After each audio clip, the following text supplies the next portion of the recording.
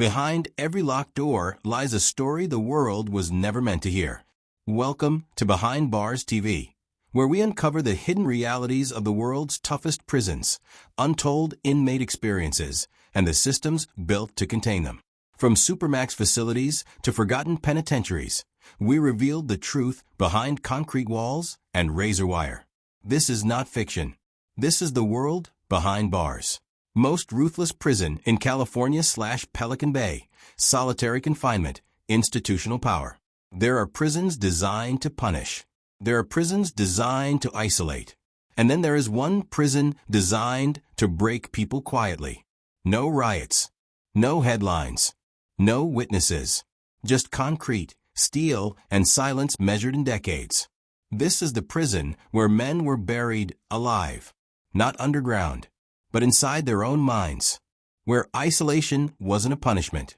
It was policy. This is Pelican Bay State Prison. And what happened here forced California to confront a terrifying question.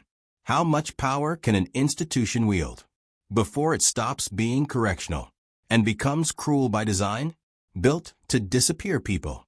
Pelican Bay didn't happen by accident. It was built in the late 1980s, at the height of America's tough-on-crime era. California officials believed they had a problem. Too many inmates. Too much gang activity. Too little control. Their solution?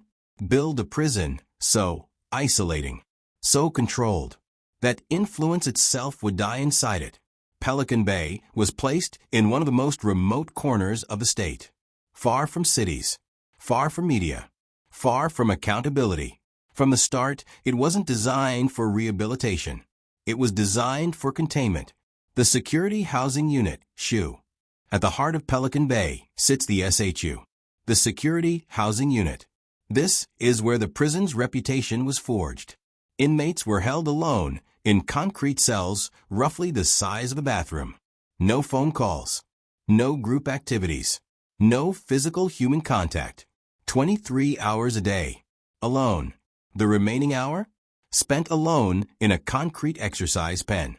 No grass. No equipment. Just walls. The SHU wasn't temporary. Many inmates stayed here for years. Some for decades. And the criteria to get out? Vague. Shifting. Often unreachable. Guilty by association. Most inmates at Pelican Bay's SHU weren't sent there for violence. They were sent there for association. California's gang validation process allowed prison officials to label inmates as gang members based on tattoos, drawings, letters, even the books they read. Once validated, inmates were placed in the SHU indefinitely. No trial, no jury, no fixed sentence, just isolation. One inmate later said, "You weren't punished for what you did. You were punished for who they said you were." That policy would become the foundation of one of the most controversial prison systems in American history. But Pelican Bay didn't just isolate bodies. It isolated minds. And what happened next would expose the psychological cost of absolute control. Life in total isolation. Every day at Pelican Bay's SHU began the same way. A metal slot opened. A tray slid in. No words were exchanged. Breakfast alone. Lunch alone. Dinner alone. Cells were built to remove stimulation. No color. No texture. No sound beyond ventilation and distant echoes. The lights stayed on for most of the day. Sometimes all night. There were no clocks. Time became something inmates had to guess. Some counted meals. Some counted breaths. Some stopped counting entirely. One former SHU inmate said, "You don't serve time in the SHU. Time serves you." This wasn't confinement. It was sensory reduction on purpose. Psychological breakdown. Human beings are wired for interaction. Pelican Bay removed it completely. Within weeks, many inmates reported symptoms: anxiety, panic attacks, memory loss. Within months, hallucinations, paranoia, disassociation. Within years, emotional numbness, so deep, some inmates stopped reacting to anything at all. Psychologists later testified that prolonged solitary confinement causes predictable brain damage. Not metaphorical, neurological. One inmate described it this way: your mind turns on itself. Thoughts loop. You replay the same memory until it feels fake. The prison recorded these symptoms and kept the inmates there anyway. Hallucinations, time, and silence. The silence inside Pelican Bay wasn't peaceful. It was oppressive. Without voices, the brain fills the gap. Inmates reported hearing footsteps that weren't there. Voices calling their names. Music playing in empty rooms. Others lost track of reality entirely. Days blurred together. Weeks disappeared. Years collapsed into one endless present. One former inmate said, "I forgot what my mother's face looked like. Then I forgot what my own voice sounded like." This wasn't accidental. The SHU was designed to minimize sensory input. And when sensory input disappears, the mind begins to fracture. For years, inmates endured this quietly, until they realized something terrifying. No one was coming to help them. So they did the only thing they had left. They stopped eating. The hunger strikes begin. In the SHU, inmates had no weapons, no platforms, no audience. So they used the only thing still under their control: their bodies. In 2011, inmates across Pelican Bay's SHU began refusing food. Not for days, for weeks. The hunger strike wasn't chaotic. It was deliberate, organized through whispered messages, carefully timed refusals, clear demands. They wanted an end to indefinite solitary confinement, clear pathways out of the SHU, basic human contact, an end to punishment based on association. This wasn't a riot. It was a declaration, and the prison wasn't prepared for it. The short corridor. At the center of the hunger strike was one place: the short corridor, a section of the SHU where inmates were kept in near total isolation, often for decades. Some men here hadn't touched another human being in over 20 years. They coordinated the hunger strike knowing the consequences: extractions, force feeding, retaliation. But they also knew something else. If they stayed silent, they would die there anyway. One inmate wrote in a statement smuggled out, "We have already lost everything. This is the last thing they can't take." The short corridor became the nerve center of resistance. And suddenly, Pelican Bay was visible. Retaliation and punishment. The response was swift and cold. Hunger strikers were written up for refusing meals. Privileges were revoked. Isolation was intensified. Medical teams monitored weight loss, not to address the cause, but to determine when intervention was required. Some inmates were force-fed. Others were transferred deeper into isolation. Officials framed the hunger strike as manipulation, a security threat. But the public narrative was shifting. Media outlets began asking questions. Advocacy groups amplified inmate demands. For the first time, Pelican Bay's SHU was being discussed outside prison walls. And that scared the institution. Because power survives best in darkness. The hunger strikes forced the state to respond. But not with compassion, with lawyers. Because the next battle wouldn't be fought in cells. It would be fought in court. Federal lawsuits. The hunger strikes did what decades of silence could not. They created a paper trail. Civil rights attorneys began filing federal lawsuits on behalf of Pelican Bay inmates, not just challenging individual conditions, but the entire structure of indefinite solitary confinement. The central argument was simple and devastating. Prolonged isolation causes predictable psychological harm. The state knows this and continues the practice anyway. That knowledge mattered because under constitutional law, harm isn't required to be intentional. It only has to be foreseeable. And Pelican Bay had been warned by doctors, psychologists, and its own records for years. The lawsuits alleged violations of the Eighth Amendment. Cruel, unusual, ongoing. For the first time, the SHU wasn't being judged by prison administrators. It was being judged by federal courts. Courts confront solitary confinement. Inside the courtroom, Pelican Bay's defenses sounded familiar. Isolation was necessary. Inmates were dangerous. Security required extremes. But judges began asking sharper questions. Why were inmates kept in solitary for decades without violent infractions? Why was gang validation based on drawings and associations? Why was there no clear path out? Expert witnesses testified about brain damage. Former inmates described hallucinations and mental collapse. And the court took notice.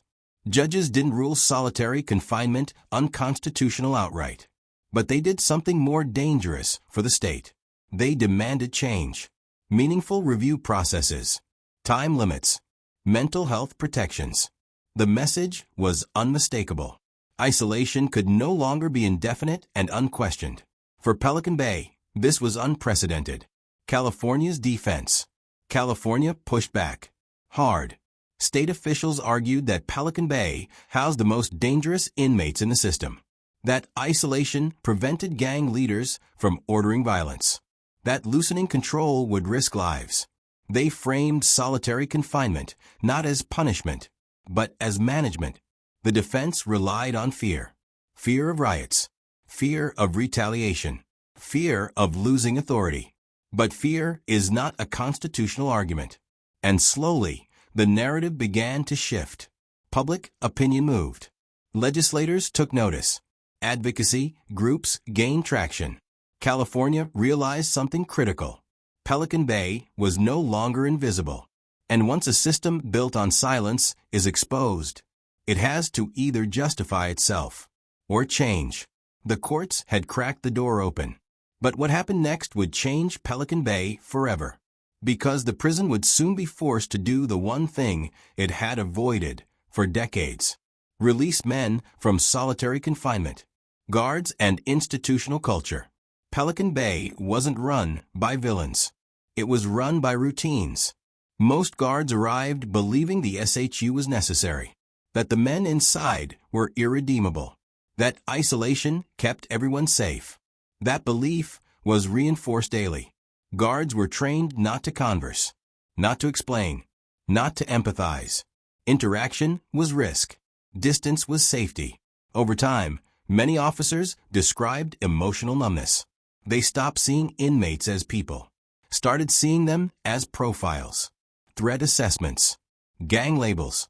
One former guard later admitted, "You don't think about what isolation does to them. Because if you do, you can't do the job." The institution didn't just isolate prisoners. It conditioned staff to accept isolation as normal. And when a system requires emotional shutdown to function, that system is already broken. Suicide and mental illness. For some inmates, isolation didn't just damage the mind. It ended life. Suicides inside the SHU followed a pattern. Long-term isolation. Escalating mental health symptoms. Minimal intervention. Men who asked for help were often written up, placed on observation, returned to the same conditions that caused the crisis. Psychiatrists warned repeatedly. Solitary confinement exacerbates mental illness. It creates it, and it makes suicide more likely. Pelican Bay documented these risks and continued. One inmate who survived a suicide attempt later said, "I wasn't trying to die. I was trying to make the pain stop." That distinction mattered because it revealed the truth. Isolation didn't correct behavior. It overwhelmed the human nervous system, and the system treated the outcome as an acceptable loss. Media exposure and public outcry. For years, Pelican Bay existed in obscurity. Then, the hunger strikes changed everything. Journalists began investigating. Reporters requested access. Stories reached the public. Headlines focused on one phrase: decades in solitary confinement. Families spoke out. Former inmates told their stories. Medical experts weighed in publicly. What shocked people wasn't that isolation existed. It was how long it lasted. 10 years, 15, 20. Without trial, without fixed sentences, without meaningful review. Public pressure mounted. Lawmakers asked questions they'd ignored for years. And Pelican Bay's defenders realized something dangerous. The SHU was no longer framed as security. It was framed as torture. Once that word entered the conversation, the balance of power shifted. The pressure was now unavoidable. Courts were watching. The public was watching. The state was running out of excuses. And then California did something no one thought would happen. It dismantled the very system Pelican Bay was built around. The end of indefinite SHU sentences. After years of lawsuits, hunger strikes, and public pressure, California did something unprecedented. It ended indefinite solitary confinement. The policy that allowed inmates to be buried in the SHU for decades, based solely on gang validation, was dismantled. Inmates were finally given clear review processes, time limits, pathways out of isolation. Thousands across California prisons were reclassified. Many at Pelican Bay, men who hadn't touched another human being in years, were suddenly told they were leaving the SHU. For the state, this was reform. For the inmates, it was disorientation. Because freedom from isolation doesn't restore what isolation destroys. Prisoners released from solitary. Men stepped out of SHU cells into a world that felt overwhelming. Noise was painful. Crowds felt threatening. Conversation felt foreign. Some inmates struggled to sleep without silence. Others panicked in open spaces. Psychologists warned this was expected. Solitary confinement rewires the brain. It strips away coping mechanisms. It narrows emotional range. It replaces trust with hypervigilance. One former SHU inmate said, "I was free, but I didn't know how to exist around people anymore." Release didn't mean recovery. It meant consequences arriving late. Did reform really happen? On paper, Pelican Bay had changed. Indefinite isolation ended. Gang validation standards tightened. Oversight increased. But critics remained skeptical. Because reform didn't eliminate isolation. It redefined it. New units replaced old ones. Different names replaced SHU. Administrative segregation still existed. And mental health resources remained strained. The question wasn't whether Pelican Bay improved. It was whether institutional power simply adapted. One advocate warned, when control is the priority, reform becomes a rebranding exercise. Pelican Bay was no longer the same prison, but it was still a supermax. And supermax prisons exist for one reason: to isolate. Pelican Bay's transformation raised a final, uncomfortable question. If isolation was harmful enough to be dismantled, why was it allowed for so long?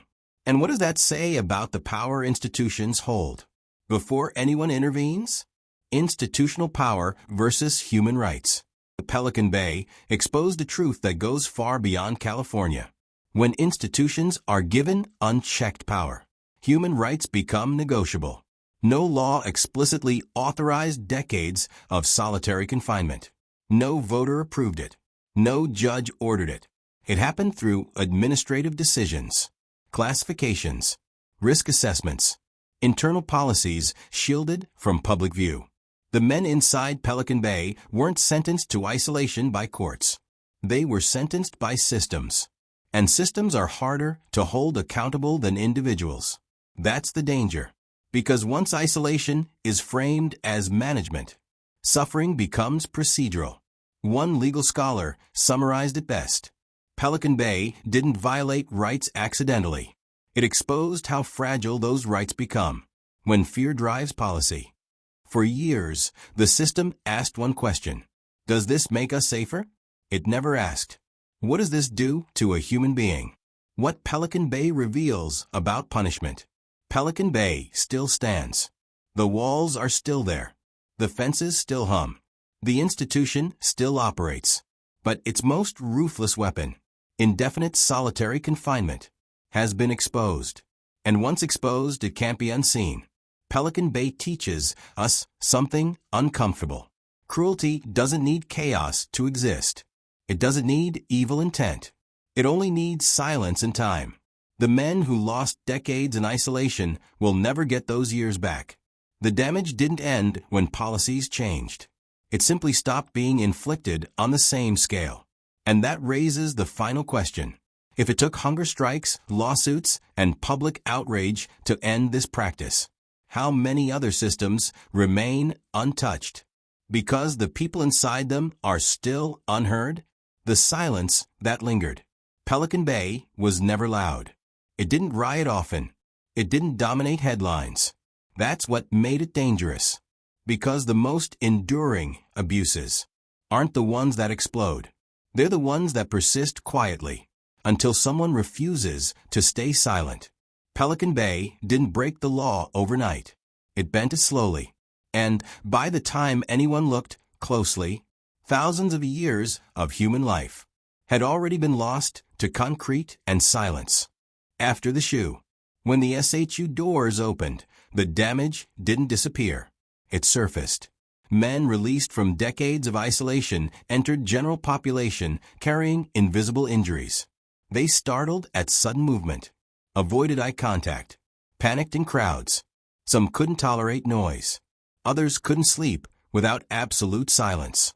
A few asked to go back to isolation, not because they wanted it, but because it was the only environment their nervous systems still understood. Psychologists call this institutional injury. Not trauma from a single event, but trauma from absence, of touch, of sound, of choice. Pelican Bay didn't just punish bodies. It trained minds to survive without people. When silence follows you home, for those who eventually left prison altogether, freedom came with shock. Grocery stores felt hostile. Conversations felt too fast. Eye contact felt threatening.